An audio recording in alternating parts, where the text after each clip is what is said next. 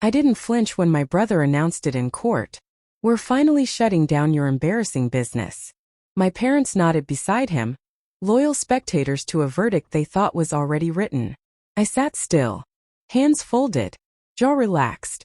The judge lifted the file, his eyes narrowing. "Wait. This is the company that just secured the $89 million defense contract?" The courtroom froze. Papers stopped moving. Breathing stopped pretending. The judge leaned forward. "I need to see this." That's when I finally breathed. Not from fear. From timing. Because this was the moment I built everything for. Betrayal doesn't shout. It rehearses. Cold. Polite. Public. My brother wanted a scene. My parents wanted obedience. I wanted silence, thick enough for truth to cut through when the blade finally fell. It didn't start with hatred. It started with loyalty. Asher taught me how to ride a bike, how to negotiate allowance, how to survive schoolyard politics. He used to call me the quiet one. Back then it was affection.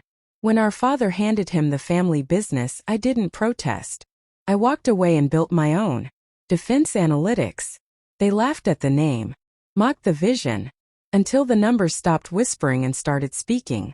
Asher would clap my shoulder and say, "Little bro, one day you'll make it big." I believed him. I believed all of them. Belief is a dangerous currency. It blinds you right up until someone decides to collect. The first sign was subtle. A confidential proposal leaked before submission. Then a government liaison hinted my family had concerns about my credibility. My father started calling me emotional, unstable, unfit. I kept my face neutral. Inside, something cold rearranged itself. The confirmation came by accident. A forwarded email. An assistant who thought I was already copied. There it was. My brother's signature. My parents' approval.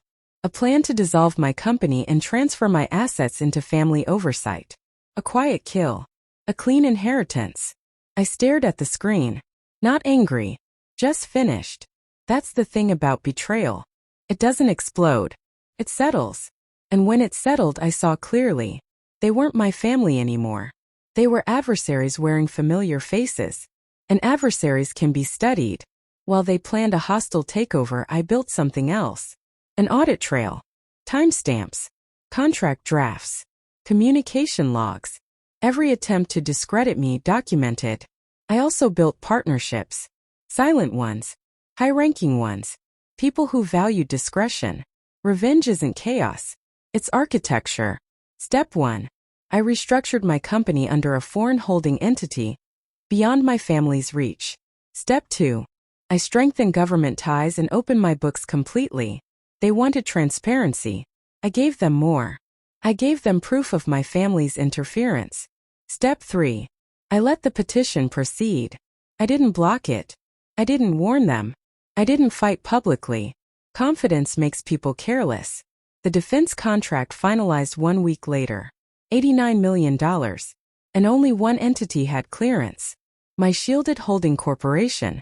My family thought they were shutting down a failure. They didn't know they were challenging something entirely different. So I waited. For the perfect stage. Court. Asher slammed his folder shut. His company is a disgrace. He said it like a hero finishing the story. The judge kept flipping pages. "Mr. Asher, this petition assumes insolvency." Then he looked at me. "Is it true your firm secured an $89 million defense contract last month?" I stood. The room shifted. "Yes, Your Honor." Calmly. "However, that contract belongs to a separate corporation. The one they didn't know existed." My mother whispered sharply. My father's jaw twitched.